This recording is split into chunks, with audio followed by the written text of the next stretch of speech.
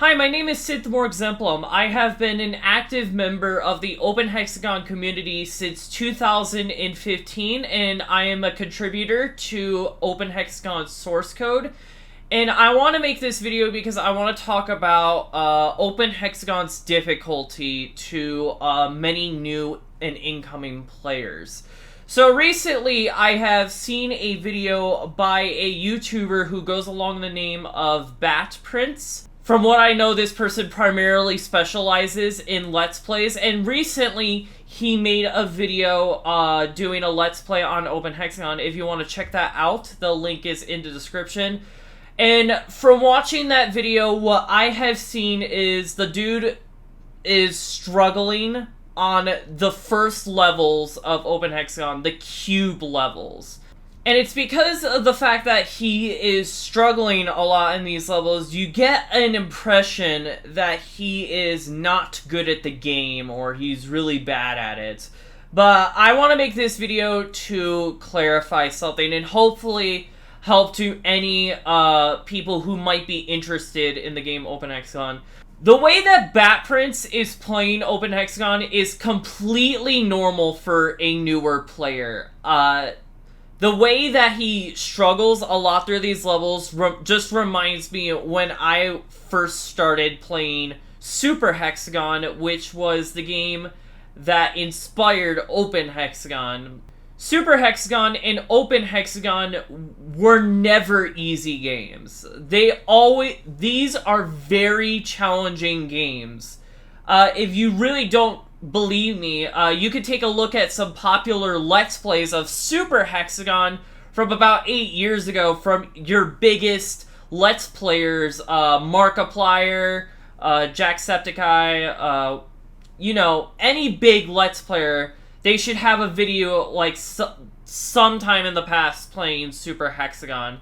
And if you watch those videos, you will see that they struggle on even the most basic levels. And you're gonna see the exact same thing in Open Hexagon, because Open Hexagon is a derivative of Super Hexagon, where it pretty much is just the fact that you're a triangle revolving around a polygon and you're dodging incoming walls. The Cube Pack just helps you start off and introduce you to the game. So, of course, it's a lot like Super Hexagon in that aspect. But once you dive into the community-created packs in the Steam Workshop, or you dive into Hypercube, the other default pack that comes with Open Hexagon, you start to see how Open Hexagon quickly makes itself stand out from Super Hexagon. I guarantee you that new players will struggle even more on a pack like Hypercube because they're not used to the curving wall mechanics. This is a game that takes a lot of practice to get good at. So for those who are planning on playing Open Hexagon or Super Hexagon for the first time, you're going to notice that you're not going to be doing very well on the levels initially. And that is completely normal because you are learning the controls of the game. You're learning how the game works in the first place. I mean, it's going to take a lot of practice to get good at the game. I would say you're probably going to be playing the game for at least 10, 20, maybe 30 hours before you start to notice yourself getting noticeably a lot better at the game. And even after those first initial hours, you might be able to do good on Q, but keep in mind, Open Hexagon, this is going to be a game where you will be constantly learning and improving. There's no end point to say, oh, I've learned everything. There will always be something where you will always have to learn something new.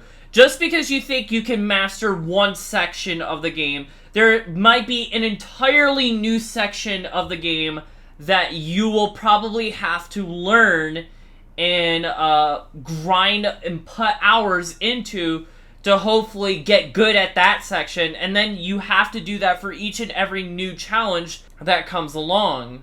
Hence, that's why one of the main slogans for the game is, "Are you ready for a real challenge?" Because this game was not meant to be easy. This is a challenging game.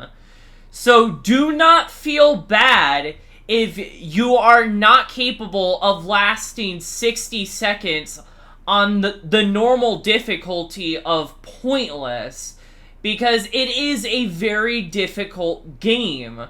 Just remember to always keep practicing, and I guarantee you, there will be a point where you will be able to do a level like a Pyragon, and it will just be very casual to you. I mean, just like any game, really, you really have to put the commitment and effort into it. For example, another game like Warzone, of course, you probably would suck at the game initially, but it's, of course, you gotta put hours and hours of grinding into the game to learn and get better at the game, and maybe you will hopefully win a Warzone game. Same thing as Fall Guys. Fall Guys is a game that looks seemingly hard to win. But if you keep trying and trying, hopefully you will eventually get the win. The same concept applies to Open Hexagon. You have to keep trying and trying over and over again, and then eventually you will be able to reach higher and higher scores as time goes on. And of course, achievements are not the main focus of the game. Achievements are just a fun little side project of the game. For those who really want to seek a sense of progression. But other than that, achievements are just virtually a side project. The real fun of the game is just creating your own levels of the game and seeing how well you can play other people's packs. Because virtually, Open Hexagon is going to have infinite user content. It just depends on whether there's people that's going to be making that content.